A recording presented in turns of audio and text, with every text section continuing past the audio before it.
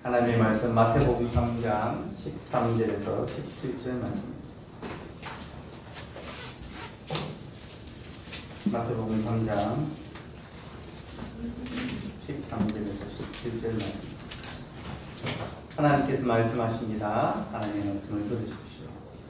이때에 예수께서 갈릴리로부터 요단강에 이르러 요한에게 세례를 받으려 하시니 요한이 말려 이르되 내가 당신에게서 세례를 받아야 할 터인데 당신이 내게로 오시나이까. 예수께서 대답하여 이르시되 이제 허락하라. 우리가 이와 같이 하여 모든 의를 이루는 것이 합당하니라 하시니 이에 요한이 허락하는지라. 예수께서 세례를 받으시고 곧 물에서 올라오실새 하늘이 열리고 하나님의 성령이 비둘기같이 내려 자기 위에 임하심을 보시더니 하늘로부터 소리가 있어 말씀하시되 이는 내 사랑하는 아들이요 내 기뻐하는 자라 하시니라. 아멘. 하나님, 오늘도 우리에게 주의 말씀을 들려주셔서 감사합니다. 특별히 오늘 말씀은 예수께서 당신의 사랑하는 아들이신 것을 선포하는 복음의 말씀입니다. 그러니 이제 이 말씀 그 사랑하는 아들 된 우리에게도 풀어 가르쳐 주시며 우리도 하나님의 말씀으로 위로를 얻게 하여 주옵소서. 예수 이름으로 기도드립니다.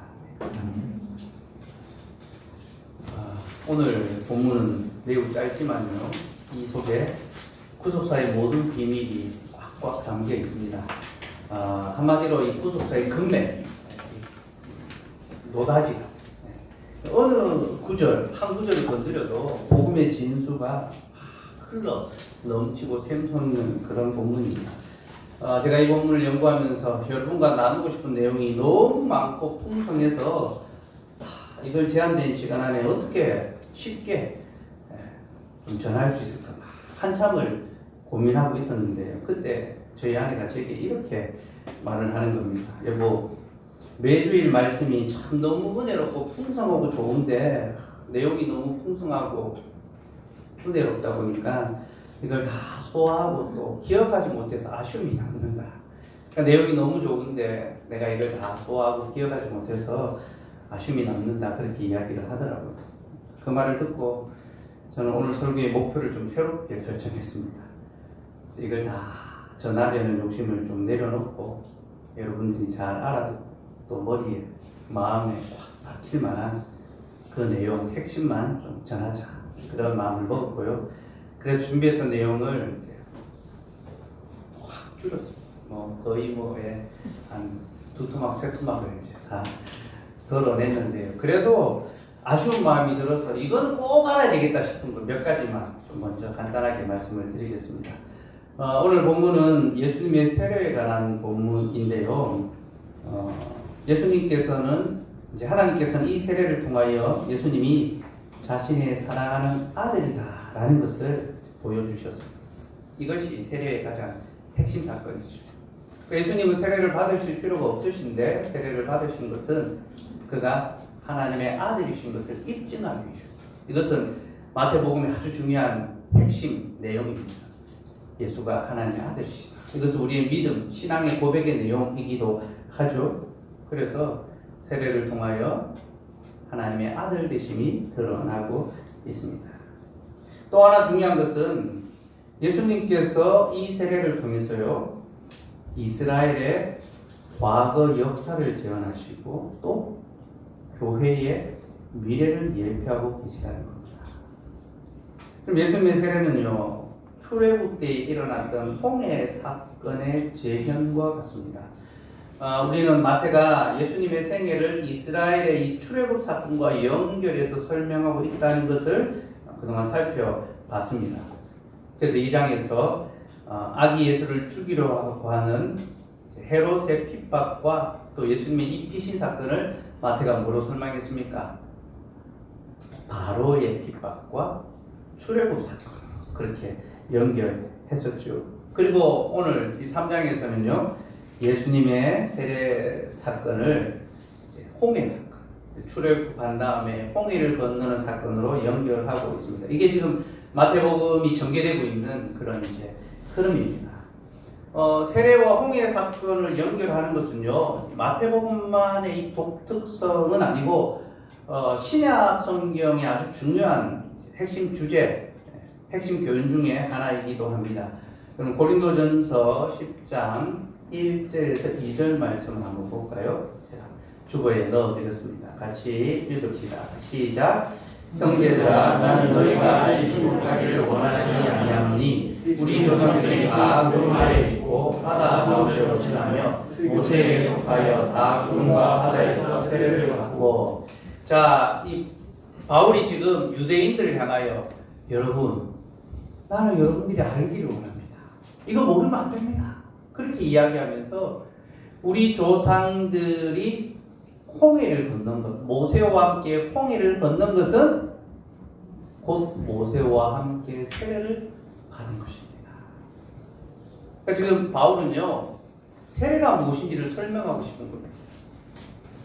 우리가 받는 세례가 무엇인가? 이는 곧 이스라엘 백성들이 홍해를 건너갔던 것처럼 우리가 바다를 건너가는 것, 죄와 사망의 그 바다를 건너가는 것이 바로 세례입니다. 여러분, 세례는요, 우리 장로교의 세례는 이제 물을 뿌리는 세례지 않습니까?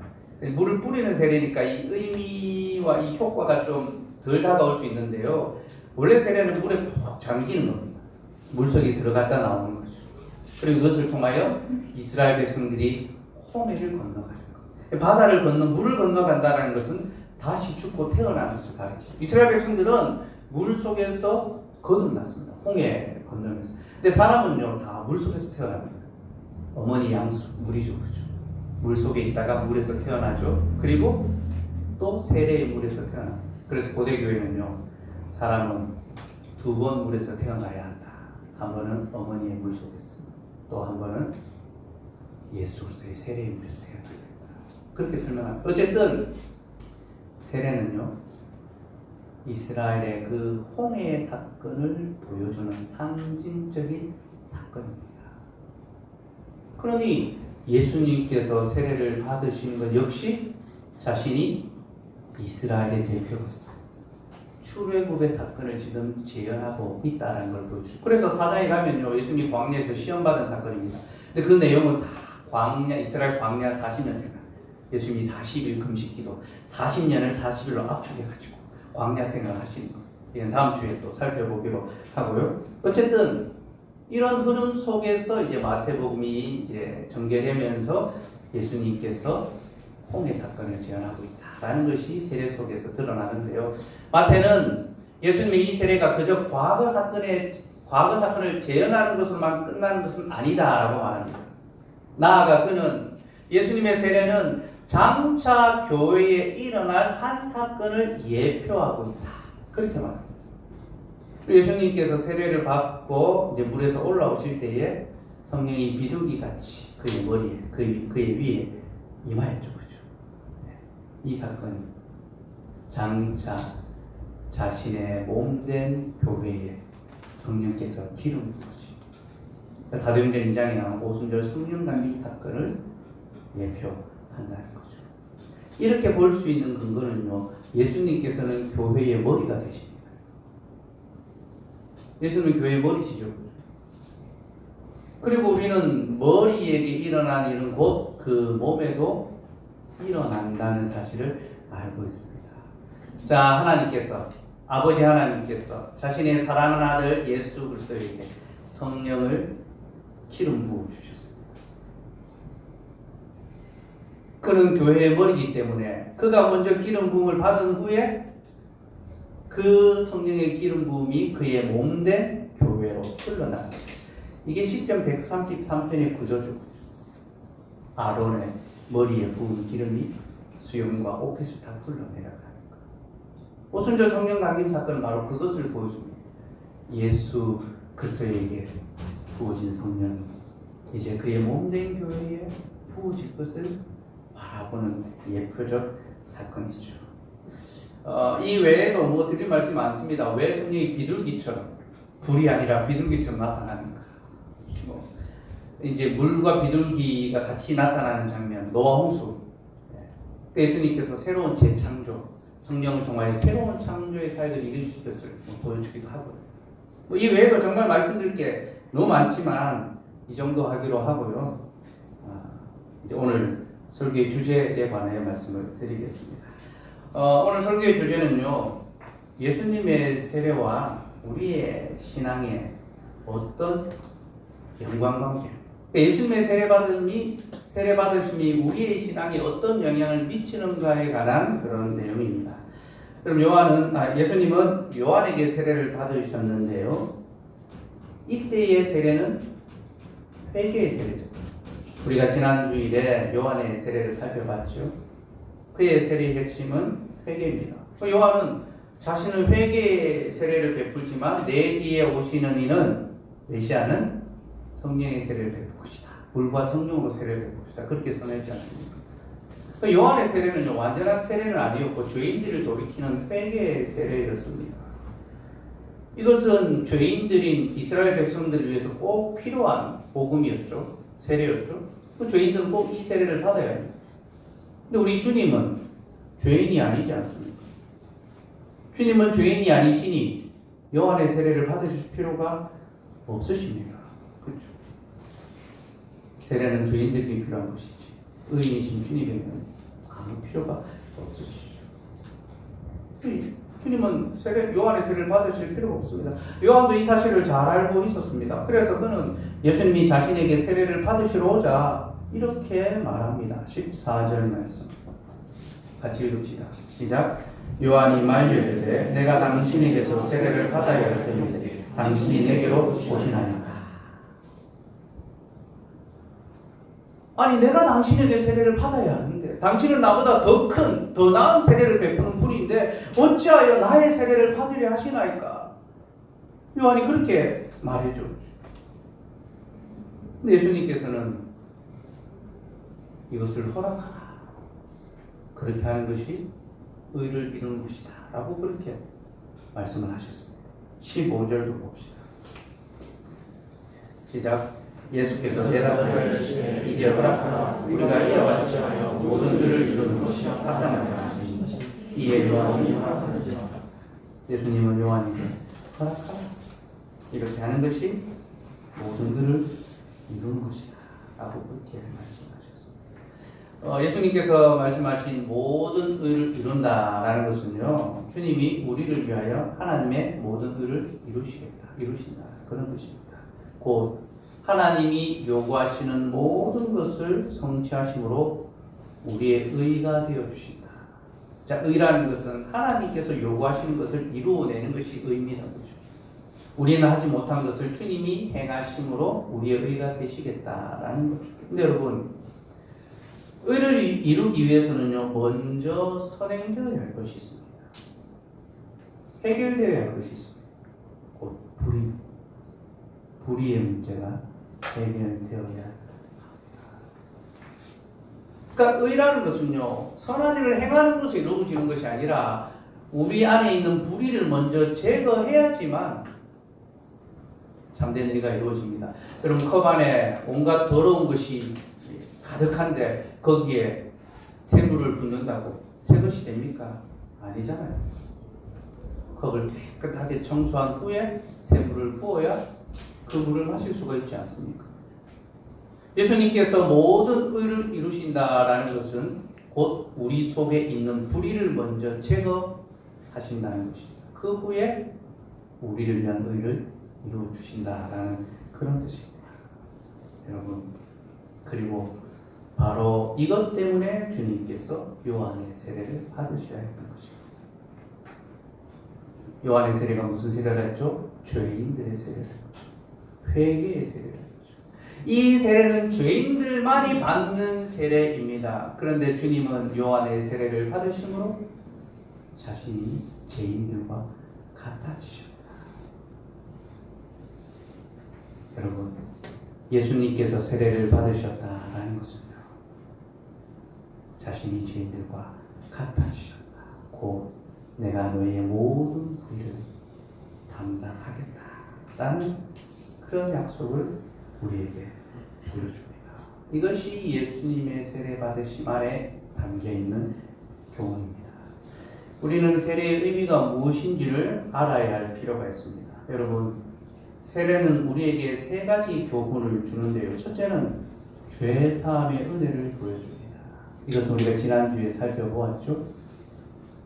세례는 우리에게 죄 사함의 은혜를 보여줍니다. 둘째는 우리가 하나님의 자녀됨을 보여줍니다. 예수님은 세례를 통하여 자신이 하나님의 자녀라는 사실을 나타내셨습니다. 그리고 하나님은 우리가 세례 받을 때도 동일한 것을 인정해 주십니다. 너는 내가 택한 내 사랑하는 아들이다. 그러니 예수님에게 나타났던 하늘로부터의 그 소리, 이는 내 사랑하는 아들이요 내 기뻐하는 자다라는 그 말씀은 우리가 세례 받을 때도 100% 지금 행하이죠. 하나님의 말씀입니다. 주께서는 세례 받는 모든 자들이 너는 내 사랑하는 아들이다. 그렇게 말씀해 주십니다. 세 번째 교훈은요, 우리가 하나님과 연합했다는 것을 보여줍니다. 세례는 하나님과 우리의 연합을 보여줍니다. 그리고 이것이 세례에 있어서 가장 중요한 궁극적인 목표입니다. 세례가 궁극적으로 우리에게 보여주는 것은 우리가 하나님과 연합했다라는 사실을 보여줍니다. 갈라디아서 3장 27절 말씀 주고 있습니다. 같이 읽읍시다. 시작. 누구든지 그리스도와 합하기 위하여 세례를 받은 자는 그리스도로 옷 입었느니라. 누구든지 그리스도와 합하기 위하여 세례를 받은 자. 세례를 받는다는 것이 무엇입니까? 그리스도와 합한다. 연합한다. 동침한다. 바로 그것을 의미합니다. 그래서 세례를 그리스도와의 혼인이라고.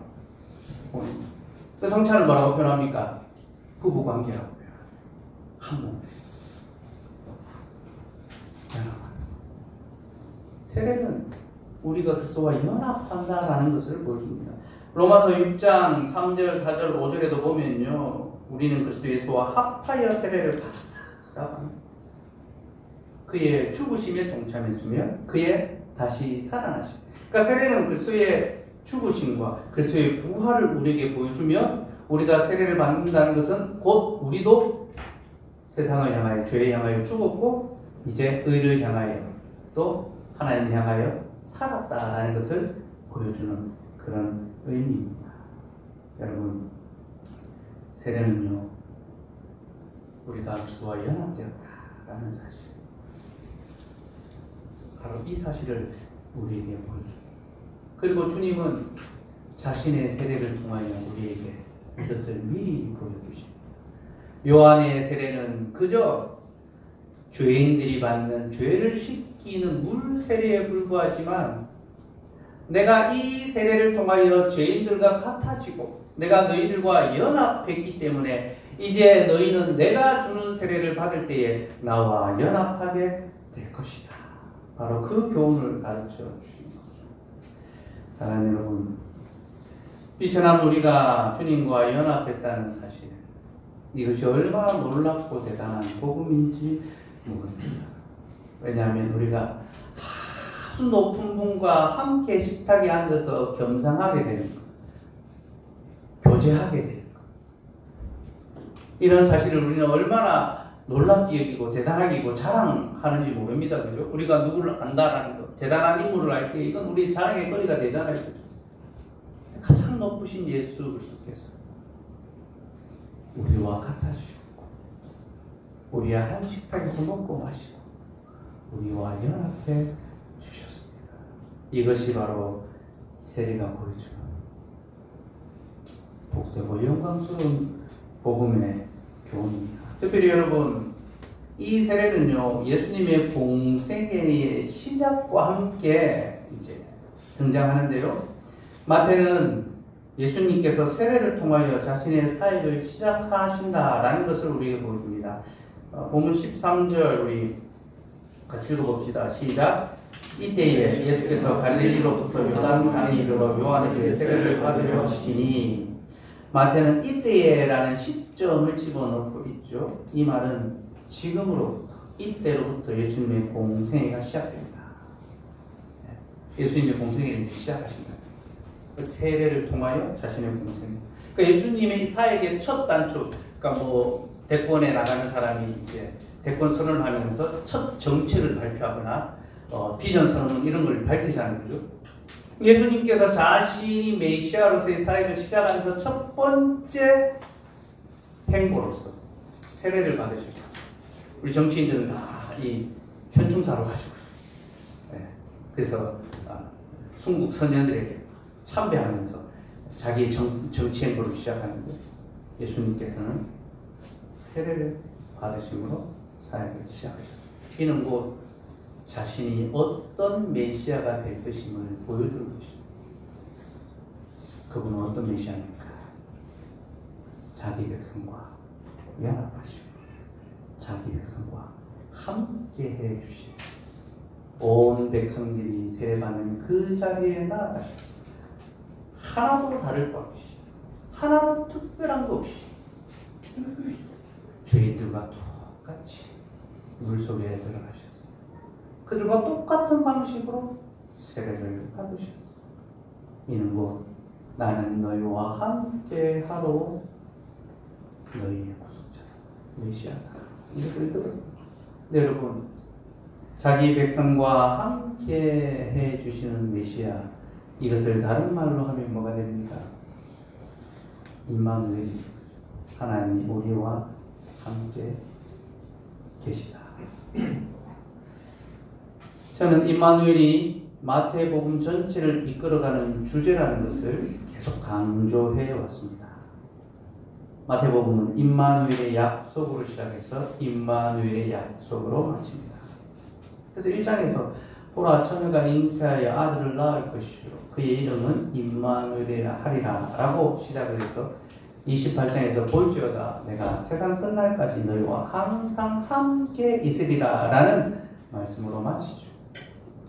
임마누엘의 약속으로 시작해서 임마누엘의 약속으로 마칩니다. 그리고 그 자기 백성을 위한 공생애를 시작하시면서 주님은 다시 임마누엘의 약속을 가지고 오십니다. 보라, 내가 너희와 함께하노라. 내가 너희와 같아지노라. 나는 너희와 동등됨을 취하러 왔노라. 이것이 예수님이 받으신 세례의 의미입니다. 특별히 여러분, 예수님의 세례는요, 우리에게 구속사에 있어서 두 가지 중요한 교훈을 주는데요. 첫째는 우리에게 구원의 지식을 줍니다. 이런 구원의 지식이 무엇입니까? 예수께서 하나님의 아들이시다라는 사실을 아는 것, 이것이 구원의 지식입니다. 그래서 영생은 유일하신 참 하나님과 그의 모르신 자 예수 그리스도를 아는 것입니다. 예수가 하나님의 아들이시라는 사실을 아는 것이 구원의 지식이죠. 그리고 그가 우리를 위해 모든 의를 이루어 주셨다라는 사실을 믿는 것, 그것이 구원의 지식입니다. 우리는 예수님의 세례를 통하여 바로 이 구원의 지식을 얻습니다. 주님은 참으로 하나님의 아들이시오. 우리의 의를 이루어 주신 우리의 구원자십니다. 우리는 이 사실을 믿고 고백해야 합니다. 둘째로 이 예수님의 세례는 우리에게 구원의 위로를 전하여 줍니다. 여러분, 이것이 왜 우리에게 구원의 위로가 됩니까? 임마누엘의 약속이기 때문이시죠. 여러분, 예수님께서 우리와 함께 해주신다라는 이 약속, 이것보다 우리에게 더 큰 위로가 어디에 있을까요? 하나님이 우리와 함께 하신다라는 것은 우리에게 무한한 위로와 기쁨의 소식이 됩니다. 마태는 그것을 우리에게 소개하고 있습니다. 특별히 마태는 이 임마누엘의 이 약속을 더욱 극대화하기 위하여 아주 특징적인 한 표현을 사용하고 있습니다. 16절 말씀을 볼까요? 같이 읽읍시다. 16절 시작. 예수께서 세례를 받으시고 곧 물에서 올라오실 때 하늘이 열리고 하나님의 성령이 비둘기같이 내려 자기 위에 임하심을 보시느니. 자, 마태는 예수께서 세례를 받고 올라오실 때 하늘이 열렸다라는 표현을 사용합니다. 하늘이 열렸다라는 것은 하나님께서 하늘을 가르시고 자신 자신을 드러내셨다. 그런 의미인데요. 성경에서 이런 표현은 매우 드물게 사용되고 있습니다. 아주 특별한 경우에만 사용되고 있고, 그리고 구약 성경에서는 딱 한 번 나옵니다. 하늘이 열리고라는 표현 딱 한 번. 바로 에스겔서에서 에스겔서 1장 1절 말씀을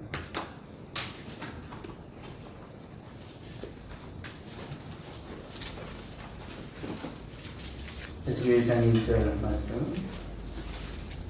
같이 읽읍시다. 시작.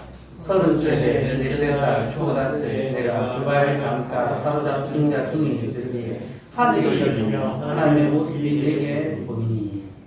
자, 여기 보니까 에스겔이 30째 해 넷째 달, 자기 나이를 갖습니다.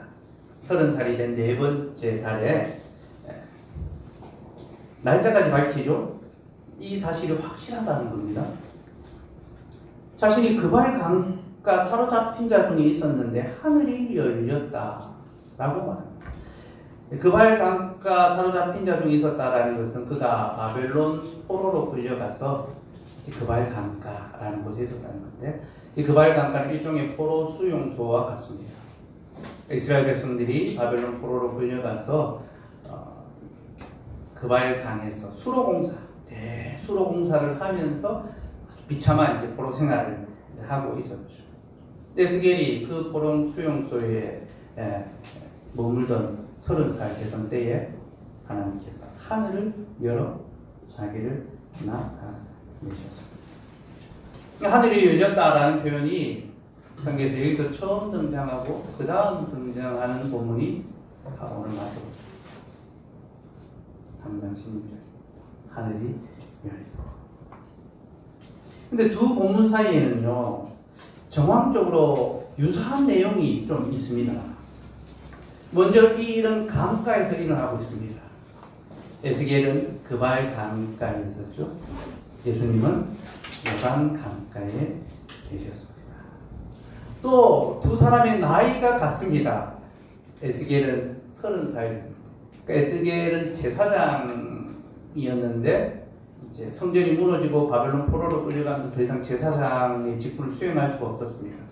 근데 30살이 이스라엘 백성들이 제사장으로서의 사역을 수행하는 공적인 나이가 30살이에요.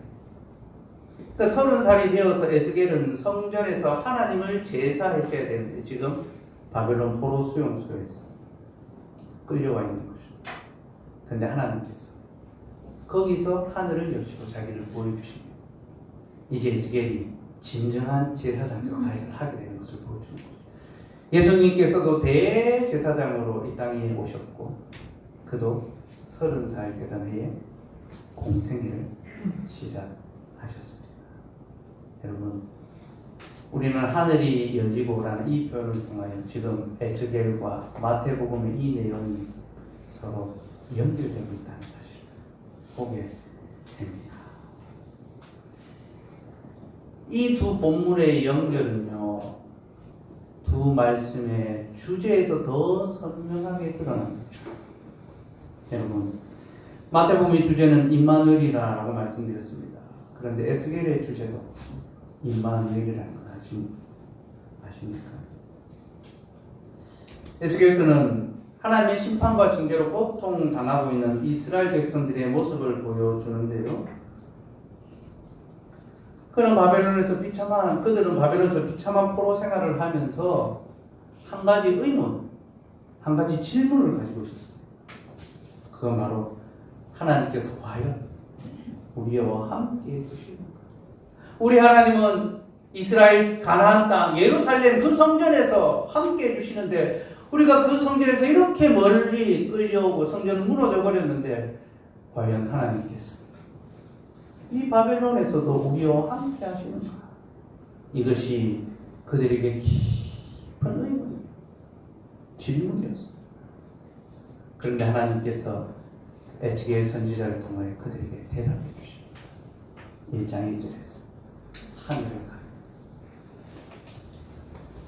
그들을 찾아오셔서 자신의 말씀을 들려주시죠. 여러분, 에스겔서 마지막이 어떻게 끝나는지 압니까? 48장 35절. 에스겔 48장 35절 같이 읽읍시다. 시작. 그 사방의 합계는 18,000줄이라. 그날 소리는 그 성의 이름을 여호와 삼가라 하리라. 하나님께서 무너진 예루살렘 성전과 예루살렘 성을 다시 중건해 주시는데, 그게 에스겔서 후반부의 내용입니다. 전반부는 너희들이 왜 바벨론 포로로 끌려왔는가를 설명하고, 후반부는 그럼에도 불구하고 하나님께서 새 예루살렘과 새 성전을 세우실 것을 예언해 주시는 그 마지막, 그 성읍의 이름을 여호와 삼가라 하리라. 여러분, 여호와 삼가라 무슨 뜻입니까? 여호와께서 거기 계시다. 여호와께서 거기 계시다. 이는 곧 임마누엘 약속을 가리킵니다. 여러분, 놀랍게도 에스겔서 역시 임마누엘의 약속으로 시작했어. 임마누엘의 약속으로 마칩니다. 이스라엘 백성들은 지금 자신들이 겪고 있는 그 비참한 포로 생활의 현장에 과연 하나님이 함께 하시는가 의심했습니다. 하나님이 우리와 함께 하신다면 우리가 이렇게 고통당할 수 있는가? 하나님 우리의 이 어려움을 모르시는가? 왜 외면하시는가? 왜 우리를 도와주시지 않는가? 그들은 한탄하고 신음했습니다. 그러나 하나님께서 내가 거기서도 너희와 함께하고 있으며, 그리고 장차 너희를 새 예루살렘 새 성전으로 이끌어 갈 것이다. 그리고 거기서도 너희와 함께 할 것이다. 이것이 바로 에스겔서의 주제입니다. 그리고 마태는 예수님의 세례 장면을 통하여 예수께서 바로 그 에스겔의 예언을 성취하러 오신 메시아다. 그는 우리와 함께 하시기 위해 오신 임마누엘의 하나님이시다. 그렇게 선언하는 것입니다. 여러분, 우리에게는 하늘이 열린다라는 표현이 그렇게 대단한 특별한 의미가 아닐지 몰라도 유대인들에게 이것은요, 엄청난 하나님의 임재, 하나님의 약속을 상징하는 특별한 일입니다. 그래서 스데반이 하늘이 열리고 하나님께서 보인다라고 하니까 사람들이 돌을 들어 그를 쳐 죽이지 않습니까? 참남하면서 지금 마태가 말하는 것은 하늘이 열리다라는 이 표현을 에스겔에게 주셨던 임마누엘의 약속이 이제 예수 그리스도를 통하여 성취되고 있다. 그래서 그리스도께서는 바벨론으로 포로된 자들처럼 죄와 사망의 비참한 생활을 하고 있는, 종살이를 하고 있는 우리에게로 찾아오셨어요. 그는 우리와 같이 세례를 받으시고 우리와 연합해 주시고, 하나님이 여기 곧 우리의 삶의 가장 어렵고 비참한 현장에 함께해 주신다는 것을 우리에게 보여주고 계십니다. 예수님의 세례는 바로 이 약속을 보여줍니다. 그가 확실히 세례를 받으셨으니 그는 분명히 우리와 함께해 주시고 또한 영원히 우리를 떠나지 않으실 것입니다.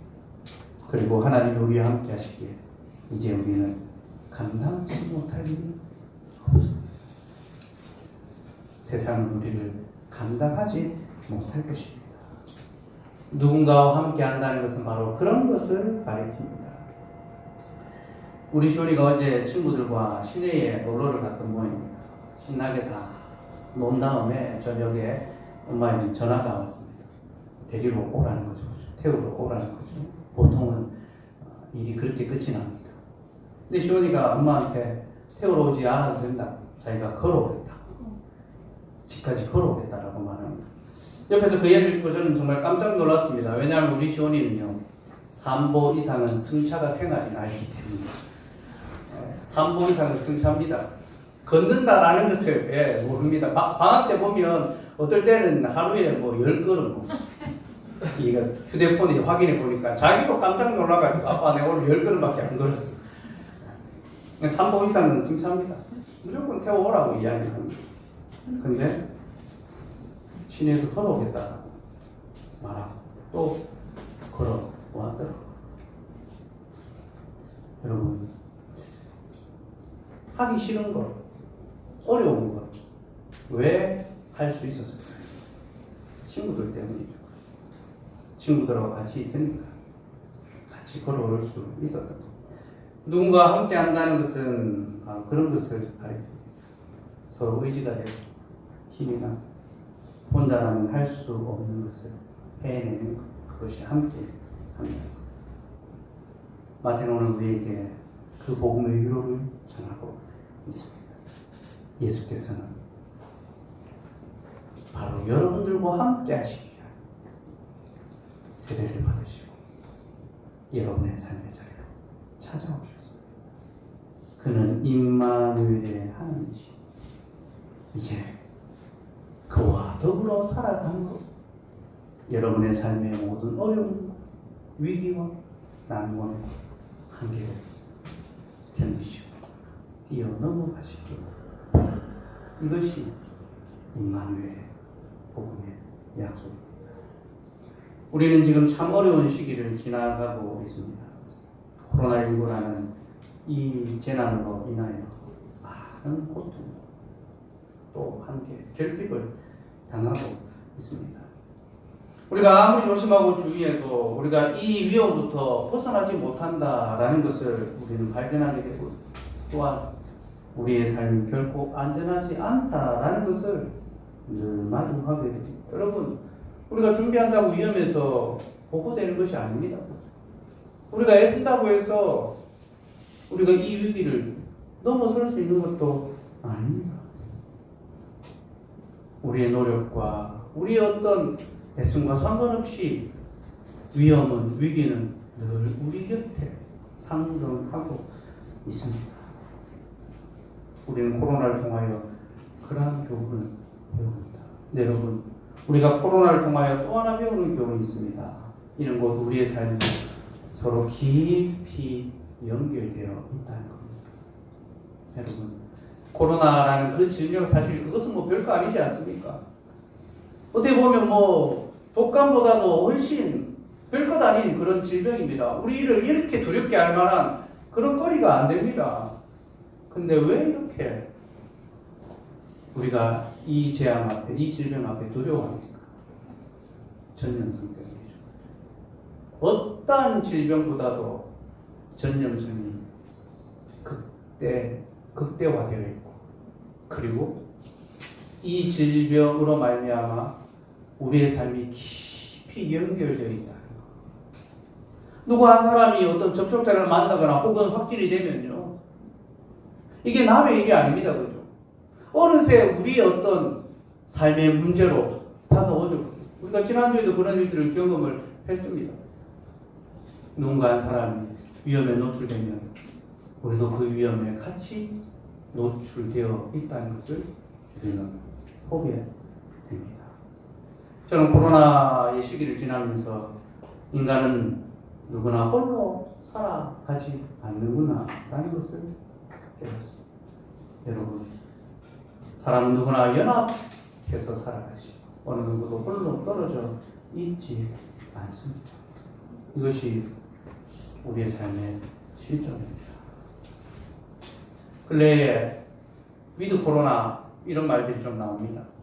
이제 이것을 우리 일상의 문제로 받아들여서 감기처럼 우리가 이제 함께 이 문제를 안고 살아가는 그런 시대를 맞이하자. 이제 일상을 회복하자. 이런 이야기들이 나오고 있죠. 코로나를 이제 극복하기 위해서 이제 이런저런 이야기들을 하고 있습니다.